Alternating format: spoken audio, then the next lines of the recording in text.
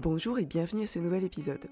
Aujourd'hui, je reçois Alexandra pour aborder la valeur d'harmonie à travers le thème du changement. Comment surmonter une rupture ? Quelles peuvent être les clés pour se retrouver et retrouver un équilibre après un grand changement de vie ? C'est ce que nous allons explorer à travers son témoignage et à la fin de l'interview, je vous résumerai les 3 idées clés principales à retenir de notre échange. Je suis Caroline, une guerrière qui voit la vie comme une grande aventure qui n'est pas toujours facile, mais qui n'a pas forcément à être un combat. Pour moi, c'est un voyage vers et avec soi. Dans ce podcast, je vous partage cette vision en portant ma casquette de sophrologue et coach holistique. Vous trouverez des réflexions, des pratiques et des interviews pour explorer ensemble des clés pour faire la paix avec la vie. Parce que je pense que c'est la clé de l'équilibre intérieur. Et la première étape d'un processus de paix, c'est la trêve. Ici, je vous invite à faire une pause pour, au fil des semaines, faire la paix avec vous-même et voir le monde sous un autre angle. Alors rejoignez notre communauté de guerriers et de guerrières pacifiques, abonnez-vous et faites de ce moment votre trêve. Alexandra est une ancienne cliente qui m'a particulièrement touchée et que je n'avais pas revue depuis un moment. Je l'avais accompagnée durant 9 mois, le temps d'une grossesse, le temps quelque part d'accoucher d'elle-même, de sa nouvelle énergie, de sa nouvelle harmonie et de sa nouvelle vie. Avant de lancer l'interview, je tiens à m'excuser pour la qualité de l'enregistrement. Il y a un petit son parasite. Je vous rassure, nous ne sommes pas dans une salle de bain. C'est le brumisateur d'huile essentielle que vous entendez en fond sonore. Allez, c'est parti. Je vous souhaite une bonne écoute. Bonjour Alexandra. Bonjour. Bienvenue, merci d'avoir accepté mon invitation. Ouais, merci d'avoir pensé à moi, c'est clair. Ah, c'est un grand plaisir. Avant de démarrer notre discussion, du coup, est-ce que vous pourriez vous présenter rapidement ? Quelques mots. Alors Alexandra, 48 ans, 2 filles de 16 et 17, fille de réfugiés politiques, important pour les racines. Ah, ok. Oui. Voilà, j'habite en France depuis que j'ai 1 an. Et puis je travaille dans une société la même société depuis 25 ans où j'arrête pas d'évoluer. Je reprends des études et je vais reprendre des études de nouveau en septembre pour valider encore une autre étape, un autre diplôme, et puis voilà. Ça bouge beaucoup. Intéressant parce que du coup, ça fait des liens déjà avec peut-être ce que j'ai envie d'aborder avec vous après. Okay. Je ne sais pas si vous avez eu l'occasion du coup de faire le petit test, mais mes deuxièmes questions, pour aller aussi un petit peu plus loin dans les présentations et faire lien avec le podcast. Quel type de guerrière de la vie êtes-vous ? Je peux dire que je suis venue vous voir suite à la rupture ou pas ? Oui, tout à fait. J'étais en couple depuis 15 ans, donc avec Monsieur S, pour pas le nommer. Et on a rompu en 2000, septembre 2000, fin septembre 2000. Et je pensais pouvoir gérer cette rupture toute seule et je me suis rendu compte que non. Et je suis venue vous voir, mais ça faisait quasiment 1 an, voire 1 an et demi qu'on était séparés. Et aujourd'hui, quelle guerrière je suis. Je suis Wonder Woman. Ok. Je me sens forte. Oui, j'allais vous demander du coup, qu'est-ce qu'elle représente pour vous ? Ouais, je me sens forte. Je me sens belle, malgré mes rides apparentes. Mais ouais, je me sens avant tout forte. C'est le mot que je retiens, ouais. Super. Je fais une petite parenthèse pour les curieux et les curieuses. Si vous avez envie de découvrir l'archétype qui vous reflète le mieux, vous pouvez faire le test sur mon site harmonie-3c.fr. Quel type de guerrier-guerrière de la vie êtes-vous ? Je vous mets le lien en description. C'est un quiz gratuit, simple et ludique qui vous propose une nouvelle grille de lecture sur votre personnalité, vos motivations et votre talon d'Achille. Vous pourrez également découvrir des exemples de personnes célèbres ayant le profil le plus proche du vôtre. Ça permet souvent de se sentir un peu moins seul.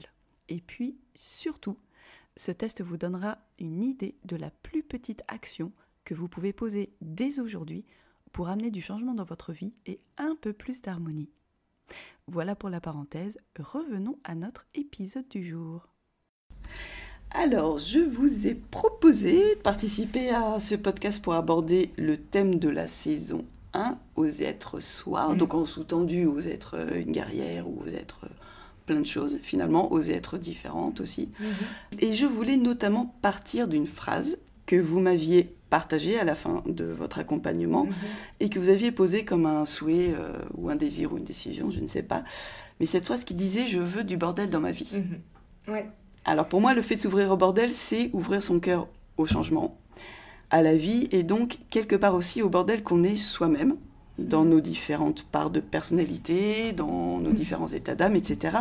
La question est, qu'est-ce que ça veut dire pour vous ? Alors vous avez déjà un petit peu parlé de votre parcours du coup, mais est-ce que vous pourriez nous expliquer un peu plus le contexte et nous dire avec vos mots, à vous, qu'est-ce que ça représente le fait d'oser être soi et qu'est-ce que c'est que oser le bordel ? Oser le bordel, bon, après la rupture, après les quelques séances avec vous, je me suis inscrite sur les sites de rencontres et j'ai rencontré Monsieur R, pour pas le citer, qui lui était à 1 an de séparation avec sa femme, qui avait toujours son chien en garde alternée, le chien de madame, je précise. Et en fait, il voulait bien me faire une place, mais pas trop. Et du coup, moi, je me suis dit que ça ne me convenait pas, parce que moi, je voulais qu'on me laisse une grande place. Je voulais qu'on me laisse la place. Et que, de ce fait, moi, j'étais prête, en fait, à faire de la place. Je veux, et c'est là le bordel dans ma vie, ça veut dire que quand on fait rentrer quelqu'un dans sa vie, mais il y a forcément des conséquences. La première conséquence, c'est de le présenter aux enfants. Donc je suis prête à présenter quelqu'un aux filles. Donc déjà, ça c'est le premier bordel. Ça va être, voilà, parce que est-ce qu'il va leur plaire, est-ce qu'il va pas leur plaire, etc. etc. C'est aussi prête à se disputer de nouveau. Prête à se disputer, à se réconcilier sur l'oreiller, prête à retomber amoureuse. Prête à avoir mal par amour. Voilà. C'est beau ça. Je suis prête à ça. Prête à accueillir du coup la vie dans la tous vie ses amoureuse, penchants ouais. Et du coup les bonheurs mais aussi peut-être la souffrance. Oui. Les deux faces de la pièce. Alors que je sors d'une grande souffrance avec la rupture, mais je suis prête là. Et du coup pas de nouvelles rencontres depuis ? Non, j'ai mis, du coup j'ai laissé tomber avec Monsieur R parce que je me disais que lui n'était pas prêt. Okay. Et que j'allais pas essayer de batailler avec son deuil à lui, parce que j'avais assez à faire avec le mien. Et, autre jeu de guerrière. Voilà, important de choisir ses combats. Exact. Et c'est son combat à lui, j'avais rien à faire dedans, donc je suis sortie. Je suis sortie du triangle. Et voilà, et ça m'a pas du tout affectée. Au contraire, c'est là que je me suis dit, mais en fait... c'est bien parce que, et c'est ce que je lui ai dit, grâce à toi, je me rends compte que moi, je veux autre chose.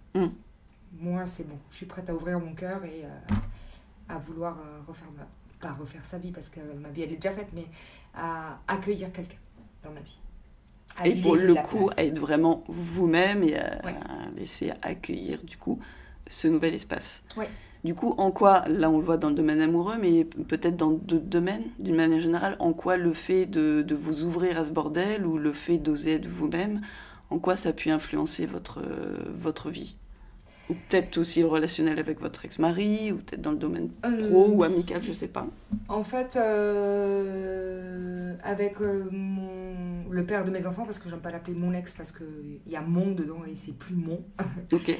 Avec le père de mes enfants, c'est que j'ai décidé du coup de couper les liens avec lui. On s'écrit je lui écris uniquement pour les enfants. Et il fait sa vie, je fais la mienne, c'est bien comme ça. Donc ça, et ça me permet moi de me recentrer, de me protéger de ce qui pourrait éventuellement m'affecter et de continuer ma vie. Ça vous a fait sortir quelque part du besoin de validation de sa part ? Oui. Si on peut l'appeler ça comme ça. Oui, parce qu'avant j'avais toujours l'impression qu'il fallait que je lui plaise, qu'il fallait avoir son aval pour faire quelque chose.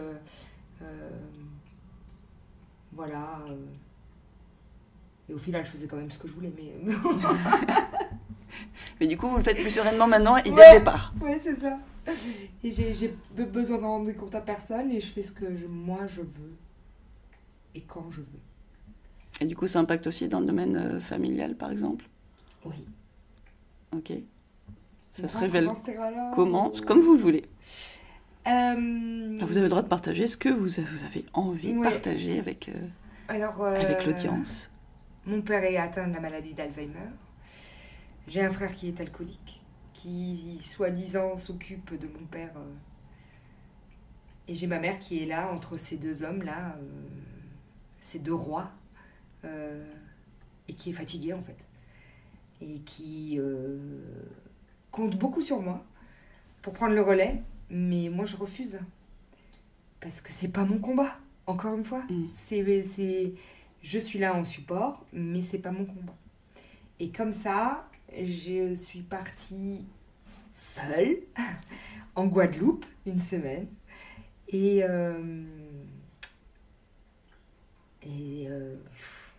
ma mère, elle chialait. Ma mère pleurait parce que je partais, comment elle allait faire sans moi. Et j'ai beaucoup culpabilisé parce que je me disais, mince, je vais la laisser seule. Et puis en fin de compte, bah non, parce que j'ai le droit aussi, moi, d'avoir du temps pour moi. Et qu'elle n'est pas seule. Et qu'elle n'est pas seule. Malgré que je sois à je sais pas combien de kilomètres. Voilà. Donc c'est une question de limite. Voilà, Ouais. du coup, de positionner Ouais. les limites et d'arriver Ouais. à s'écouter, d'oser s'accorder du temps pour soi. Oui. Et je repars encore toute seule en juillet, là. Ok. Je pars marcher. Et voilà, et c'est comme ça que j'avance, step by step. Et osez vous nourrir avec ce qui vous fait du bien alors. Ouais. C'est ça que ça veut dire. Ouais. Top. On a parlé de... à un moment donné, vous parlez de piliers. Mm. Ou d'influence plutôt. Mais je pense que mes amis ont beaucoup d'influence aussi. Ont été un peu modèles là-dessus. C'est-à-dire Parce que j'ai une amie qui part toujours en vacances toute seule. Bon, elle a 30 ans. Hein, elle part toujours toute seule et je me suis dit, mais mince, si elle y arrive, j'y arrive aussi. Ok. Elle vous a inspiré Oui. Comme ça. Ouais, vraiment. Et donc, ouais, c'est un peu grâce à elle si je suis partie. Ouais. Merci, cette écoute. Je suis sûre qu'elle se reconnaîtra. Dans cette thématique, est-ce que vous pensez que oser être vous-même, qui est donc passé par le fait aussi donc d'oser positionner des limites, d'oser vous écouter, d'oser vous respecter, est-ce que ça vous a aidé quelque part, ou peut-être même beaucoup, je ne sais pas, à vous sentir plus en paix avec vous-même et ou avec la vie? En d'autres termes ou autres questions sous-tendues finalement, c'est que signifie le concept de paix intérieure pour vous, quelle forme ça prend et comment ça se reflète dans votre quotidien? Je dirais pas que je suis en paix. Ok. Quel mot vous poseriez dessus? Je suis vivante. Ok. Ouais, vivante. C'est avant tout être en accord avec soi-même. Mhm. Moi, je me sens heureuse de ce que j'ai aujourd'hui. C'est ce que je dis à mes amis. Mon appart, c'est mon cocon. J'aime y être aujourd'hui. J'aime les couleurs que j'ai apportées à cet appart. J'aime être chez moi. Seule. Vraiment. Alors qu'avant, c'était difficile. Mais aujourd'hui, ça ne me pose pas de problème de rentrer chez moi. Aucun. Au contraire. J'aime être chez moi. Vraiment. Et je pense que c'est ça. C'est une forme de paix. Mhm. Une paix avec soi-même, comme vous dites. Et, J'allais vous demander du coup si Ouais. c'est pas le mot paix que vous auriez posé dessus, c'est Ouais. qu'est-ce que ça représente la paix Ouais. dans ce cas pour vous? Ouais. Mais c'est une ça forme peut de être une paix, forme. de paix intérieure. Mais moi, je ne sais pas le définir autrement, en fait. Non, mais c'est intéressant. C'est peut-être que quelque part pour vous, le sentiment de paix intérieure se relie au sentiment de se sentir vivante. Oui. Et de pouvoir accueillir, comme on disait, les deux faces de la pièce de la vie. Oui. Et d'accueillir ce bordel. Mm. Et finalement de vous sentir à nouveau ou différemment vivante, C'est fait ça. lien avec le fait que vous vous sentez plus en paix à l'intérieur de vous. Oui. Ok. Et du coup, dans la même sémantique ou dans la thématique, qu'est-ce que ça signifie la trêve pour vous? Le fait de cesser la lutte, de déposer les armes, en quoi ça résonne pour vous? Je n'ai absolument pas déposé les armes. Ok. Parce que c'est mon tempérament, tout simplement. C'est comme ça. Je suis prête pour le combat s'il faut. C'est juste la trêve. Non, il n'y a pas de trêve. Non, il n'y a pas de trêve en fait. Ah, c'est intéressant ce que vous dites. Non. Parce que quelque part, les moments que vous accordez toute seule, si je peux me permettre, c'est un peu des moments de trêve. Encore une fois, ça dépend comment on se le représente. Oui, Mais pour moi, la trêve va avec combat. Voilà. Et ce que je n'arrive pas encore à me dire, c'est et puis un jour on s'en fout. Ça, j'y arrive pas encore. Et puis un jour on s'en fout de quoi? De la vie passée. D'accord. Voilà. Je pense que quand je parle de ma rupture, quand nos enfants seront grandes, je pense que là j'arriverai à me dire et puis un jour on s'en fout. Voilà. Et puis pourquoi il faudrait s'en foutre? Je sais pas. On a le droit de ne pas s'en foutre. On a le droit de se dire, ben oui, ce que j'ai vécu, ça a peut-être été difficile, ben oui, ça m'a peut-être touché, ben oui, ça a peut-être impacté différents pans de ma vie. À un moment donné, peut-être qu'aujourd'hui, ça l'impacte moins ou différemment. Peut-être que, si je reviens à l'idée de paix, peut-être que je suis plus en paix avec le fait que ça s'est passé. Ouais. Mais je m'en fous pas que ce soit passé. C'était important, ce que j'ai vécu, c'était important, vous voyez. Puis c'est important et choquant. Dans une vie, c'est choquant. Ouais. Bah, c'est peut-être aussi important, j'allais dire, à reconnaître. Et c'est le fait de le reconnaître et de l'accepter qui vous amènera, j'allais dire, à trouver la paix par rapport à ça, sans pour autant arriver à « on s'en fout ». Ouais. Peut-être que c'est pas un but. C'est mon petit côté rancunier, ça. On s'en fout pas. Bah non, on s'en fout pas. Non, on s'en fout pas. Ouais.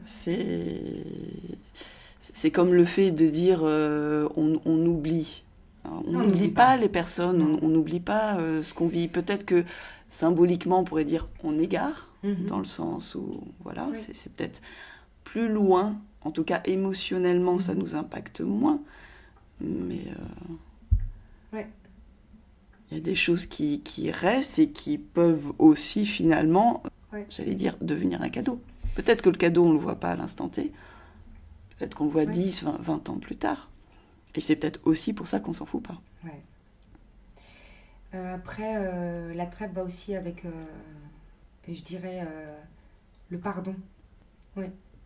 Quand on pardonne à l'autre, c'est la finalité en fait. Et quid de la trêve avec vous-même? Et du coup, de l'idée de se pardonner à soi-même? Moi, je me suis pardonnée, moi. C'est ok. Je suis ok avec moi. Vraiment. C'est clair. Top. Merci. Est-ce qu'il y a autre chose, du coup, dans la thématique que vous auriez envie de partager? Non, la dernière question, là... Le dernier point, oui, que j'aurais voulu aborder avec vous, dont je vous avais parlé, c'est qu'est-ce que vous souhaiteriez partager à notre communauté? C'est du coup, avec là, ce que nous avez déposé, si vous aviez un message, un conseil, une leçon apprise de votre expérience, qu'est-ce que vous auriez envie de nous dire et de partager? Il faut vous laisser du temps. Le temps de... Je parle toujours de la rupture. Le temps de comprendre la rupture. Le temps de se confirmer à soi-même que la rupture était évidente. Il faut du temps. Oui. Et ça, du coup, vous le voyez, vous le conscientisez aujourd'hui? Aujourd'hui, oui. Et que si on a envie de pleurer, on peut pleurer. Et vous m'avez dit un jour, quand je parlais des uns et des autres, des gens qui m'entourent, vous me disiez toujours c'est leur temporalité. Oui. Et ben ouais, c'est leur temporalité. Et vous avez la vôtre. Et j'ai la mienne. Voilà. Et pour le coup, vous avez fait la paix avec ça. Ouais, avec cette carrément. idée, avec votre temporalité. Et je l'accepte. Aujourd'hui, je l'accepte. Parce que j'avais beaucoup de mal avant, parce que j'avais trop de colère, mais aujourd'hui, je l'accepte. Voilà. Super, merci beaucoup. Dernier petit point pour voir pourquoi avoir accepté mon invitation. Je sais pas. Franchement, je sais pas. Je peux pas vous dire.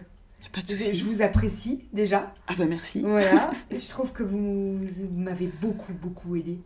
Surtout à positionner les sentiments, à positionner les idées, à avoir une clairvoyance, à être plus précise moi aussi dans ce que je ressentais, dans ce que je vivais intérieurement. Et l'exercice des coussins, ça m'a... Je le garde en image en fait. C'est vrai ? Ouais. La souffrance avec mon papa, le gros coussin d'amour que je n'ai pas encore trouvé, mais je vais finir par trouver. Mais ouais. Je crois que c'est l'exercice qui va le plus marquer. Ouais, vraiment. Eh bien, merci Alexandra d'être vivante. Merci. Et je vous souhaite une belle vie. Merci. J'espère que cette interview vous a plu. Je vous rappelle les 3 grandes idées clés du jour pour vous accompagner sur votre chemin de paix, notamment si vous vivez une séparation. Alors, point numéro 1, s'ouvrir au changement, s'ouvrir à la vie, s'ouvrir à l'amour, c'est aussi s'ouvrir à la possibilité de souffrir. Deuxième idée clé, osez choisir vos combats. Osez positionner vos limites et vous accorder des moments à vous pour nourrir vos besoins personnels. Et dernière idée clé, donnez-vous le temps. Donnez-vous le temps d'intégrer la rupture et vos émotions pour vous pardonner et pardonner à l'autre. Merci d'avoir écouté ce podcast. Si vous avez aimé, je vous invite à attribuer 5 étoiles, laisser un commentaire ou partager l'épisode à une personne qui pourrait en bénéficier. Si vous souhaitez aller plus loin, si vous souhaitez oser être totalement vous, découvrez mon accompagnement sur mon site harmonie-3c.fr. Et si vous avez envie de partager votre propre voyage de guerrier ou de guerrière de la vie sur son chemin de paix, contactez-moi, je serai ravie de vous accueillir sur ce podcast pour inspirer notre communauté. Parce que la paix est le chemin et non la destination. À bientôt!